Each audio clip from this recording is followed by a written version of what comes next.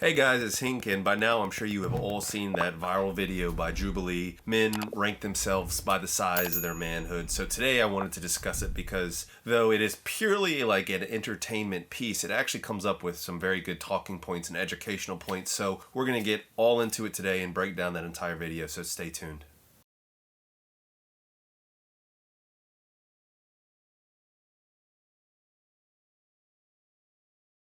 Alright guys, so before we even get into the actual video, so you have to understand that, I don't know exactly how this was done, but there is something that's called selection bias, where basically the participants in the study create inherent bias in the actual study itself. And so for this, all of the guys that are volunteering for this know exactly what's going on, and so they know exactly basically what they're going to be outed on the size of their manhood on the internet for everybody to see. And so there's going to be some inherent selection bias, primarily for guys that are going to be bigger than average. So just before even watching this video, I could have told you that most of the guys are going to be bigger than average, and spoiler alert, they are. And so let's just keep going. And so the first thing they do is they start breaking things down by appearance. And one of the first things they talk about is basically BDE. And so there's this guy, he's from Israel, and he kind of has the look, okay? And so BDE is actually a real thing. There's studies on it, but it's mostly from the dysmorphia point of view, meaning that guys who have small penises have basically small D energy. And as a result, they have things like depression, anxiety, where, guys that have, bigger Ds just have that, just have that confidence with them. And so, that guy just had the look, okay? And he was wearing about $8,000 Jordan 1s, but that's, obviously you can see the sneakers. I'm a big sneakerhead. And so next they start talking about race. If you have not seen my video on the BBC myth and size and what the real actual statistics are, I'll put a screenshot up here, but you really need to check that video out because I break down study by study how actually size comes into play when you're talking about actual size of the members, okay? And so when you're talking about black guys, in general, the breakdown is actually, the average is about the same, maybe 0.1 to 0.2 inches bigger on average than a white counterpart. But the biggest difference is that the actual variance, meaning the group of normal, let's say for most guys, it's between 4.6 and 6 inches is within that normal average range, that standard deviation. When it comes to black guys, you actually have more that are smaller and then more that are bigger than the average. So you have a wider variance in general. But I don't know what's going on with my camera today, guys. Sorry. But that is the biggest difference. Let me try to adjust this, man. I don't know what is going on here. All right, let's see if that made a difference. We'll see. Okay. And so, there's this, in my opinion, very harmful stereotype of basically black guys having this BBC. And so I have suffered from it, and I'm not even the darkest dude on the planet, but it's there's facilitated largely through porn and racist tropes, this thing that all black guys have very large penises. That unfortunately is just not the case. And even the black guy in this video was yeah, guys, don't think just because I'm black I'm large. And I'm glad he has the balls to say that, but of course he's going to get outed anyways, so he might as well put it out in the open. So the next thing they talk about is height. And so the guy's oh, well, I think you should be more towards the beginning because I think taller guys are actually going to be bigger. In general, yes, if you look at the data, taller guys on average tend to have, especially larger flaccid size penis, but there's even some data that there is basically a proportional increase in in actual size, that basically the taller you are, the higher chance you're going to have a larger penis. I mean, it just makes sense proportionally with your appendage size. But that being said, don't think that just a tall guy is going to have a massive hog, because he isn't. But I would say on average, taller guys might have a slightly larger average than smaller guys. But if you've seen this video, you already know the results, that basically the two shortest guys have the biggest hogs on the whole video. The next thing they talk about is shoe size, and it's oh, well, what size shoe are you? So there actually isn't a correlation when it comes to that. And so really one of the only correlations that they've seen in the medical literature, which I did a video on, if you haven't seen it, check it out. I'll put the link below, the screenshot up here, but is actually the correlation between the size of your hands. And so it's really the ratio between this finger and this finger. And that ratio actually corresponds to how, big or small your is proportionally, based on at least a Korean study where I got the data from. So check out that video if you're interested in it. I thought it was very interesting, but apparently I'm the only one who did, because it didn't get that many views, but it's a good video. And so, the black guy in the video also starts talking about basically body weight. And it's like, oh, you guys seem to be heftier, so I think that you guys would have bigger Ds. But I would actually argue quite the opposite. But more importantly than that, basically, the bigger you are body weight, two things. Number one, the more mass you have, the smaller your going to look proportionally, and number two, the more body fat you have, the more of your fat pad is actually going to cover your D, and so your D is actually going to appear proportionally smaller. So I would argue actually quite the opposite. So the bottom line from this introductory thing is in my opinion, that basically everybody thought that nobody knew what the hell they were talking about. Some people thought they were bigger, some people thought they were smaller, but at the end of the day, like all of those, oh, is it race? What's your foot size?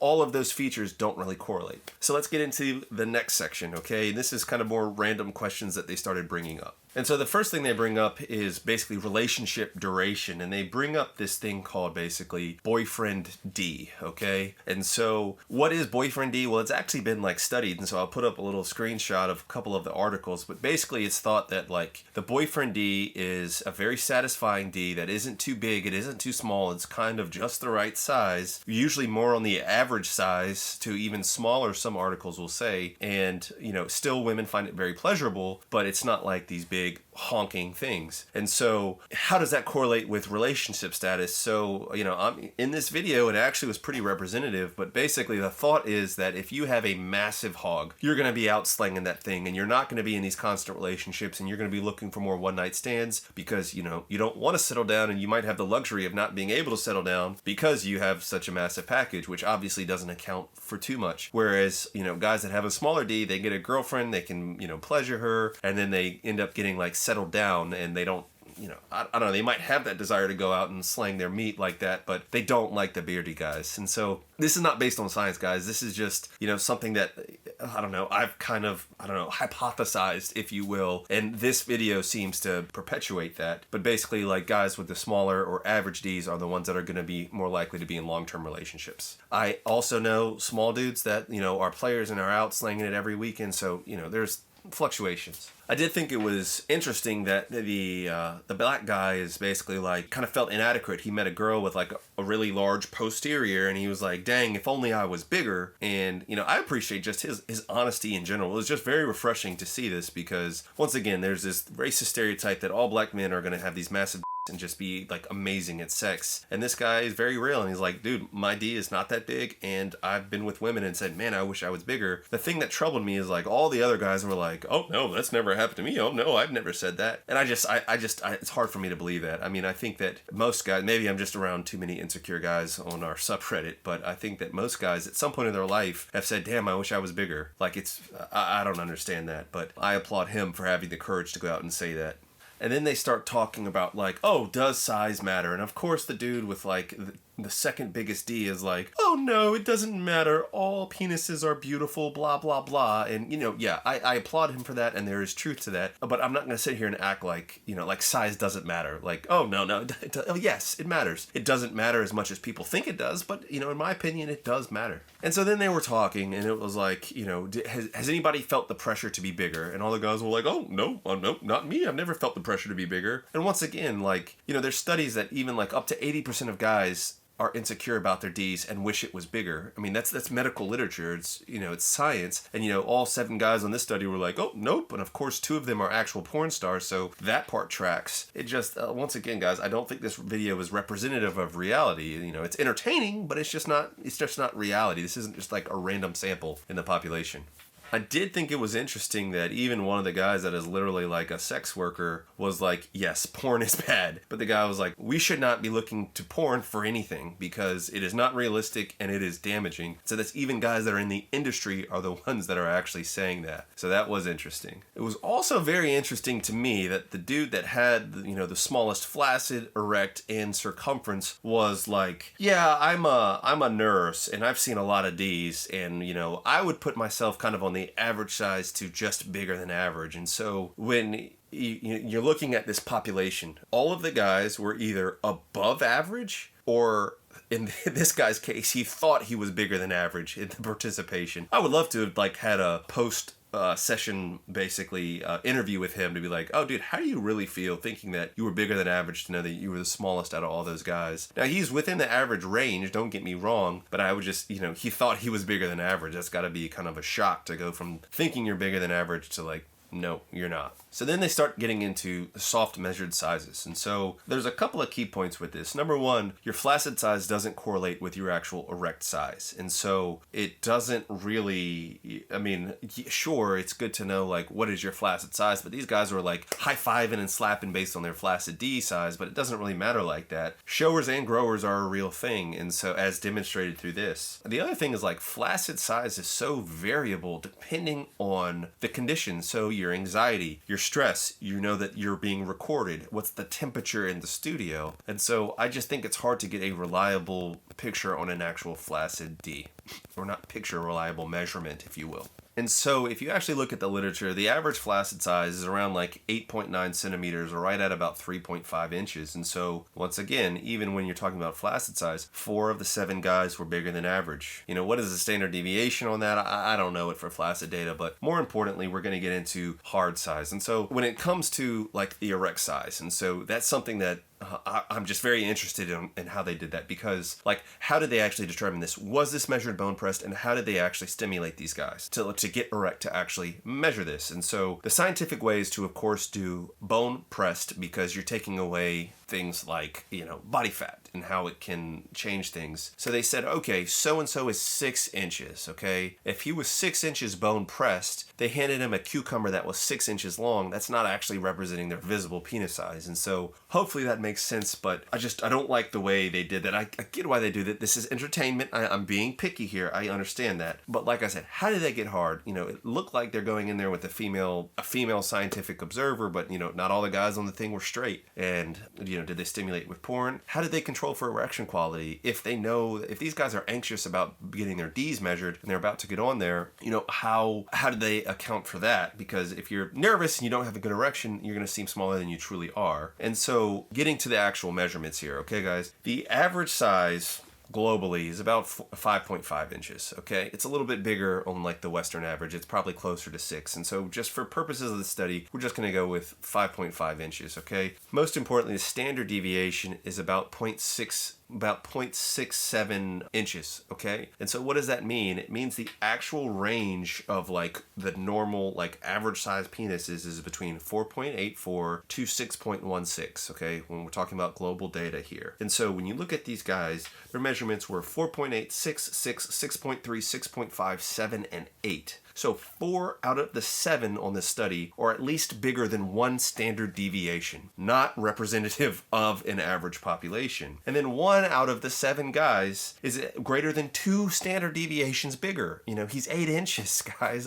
This is not a representative sample. And of course, 2 of these guys are actual porn stars. And so the actual group average is 6.4 inches, which is greater than 1 standard deviation bigger than the global average. This is not representative of your average population, guys. If you guys want to, sound off in the comments, I appreciate it, guys. There's a lot of stuff to comment on these videos, but if you want to argue Western averages are bigger and this is a Western population, that's fine. Tell me about it in the comments, and let's have a good discussion about it. And so next they talk about hard girth, okay? The global average is about 4.6 inches, and with a range of about 4.1 to 5.2, 5.1 inches, okay? In this, still, we had 4.2, 4.7, 5, 5, 5.5, 5.5, and 6. So 3 out of the 7 guys had greater than 1 standard deviation above the average, not representative. And the average group girth is 5.1, but once again, the average girth is almost outside of that like standard deviation range. And so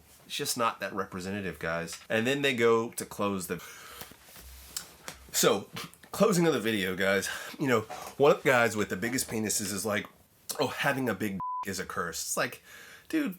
Like, F you, man. Like, oh, yeah. Oh, it's not all it's cracked up to be. Like, yeah, of course, if you have a massive hog, you're going to try to downplay it. So I guess I kind of applaud him for that. And then, like, the same guys are like, oh, yeah, it's dumb. Nobody cares. We all know it doesn't matter. But it's like, that guy that was the smallest guy out there that was pretty verbal in the beginning, he wasn't saying a dang thing at the end there. And I just think it's kind of lame that the biggest guys were like, yeah, who cares about this, like knowing dang well they have massive D's. What are some conclusions that I took from this? Well, number one, this is purely entertainment. Like, guys, please don't get too worked up with this. Like, I get it, but it's just entertainment. Take it for entertainment value. It was very entertaining at the very least. The other thing is, guys, like, obviously if you're on this channel, you probably know who I am. If this is your first time seeing this channel, enlargement is real, guys. And so if you want a bigger D, you can go to our subreddit, Getting Bigger, and you can actually learn how to make yourself bigger. It's real, it's backed by science. It's on my other videos if you want to check those out. I do think that this video overall is damaging because at this point, like over 4 million people have seen this video, though they do put out some decent information. Like the average D is only 5.5 inches. When you do have all of these guys that are way bigger than average, regardless of putting that tidbit out there, I still think it's going to skew people to thinking averages are bigger than they are, or like in this group where the average size was almost a full standard deviation bigger. I just think it skews people and it further worsens that dysmorphia with guys thinking that they're smaller than they actually are. You also have to keep in mind, I can't get over this, like they literally included 2 porn stars in this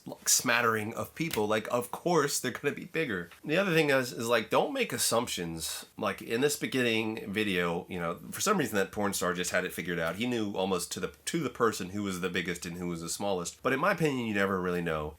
Oh, maybe it's the tall guys, maybe it's the black guys. And so like you just never know. So don't make assumptions. And so most importantly, don't assume that everybody else is bigger than you. I was guilty of that, especially like earlier on. That's what fueled a lot of my dysmorphias. I thought I was like, so much smaller than everybody, but turns out I wasn't. So the other thing is I do love how this whole thing like disproves that BBC myth. And so, the guy was above average, he was fine, but just everybody would have assumed like, oh, the black guy, he's probably got like a 14-incher. That's not the case, guys, and that's actually what's backed by data. If you need to reach me for any reason, my Patreon, Hink, we set up messaging through there. Hopefully you guys like learned something from between that video and this video and enjoyed it. Please feel free to like and subscribe, and I will catch you guys on the next one. Peace.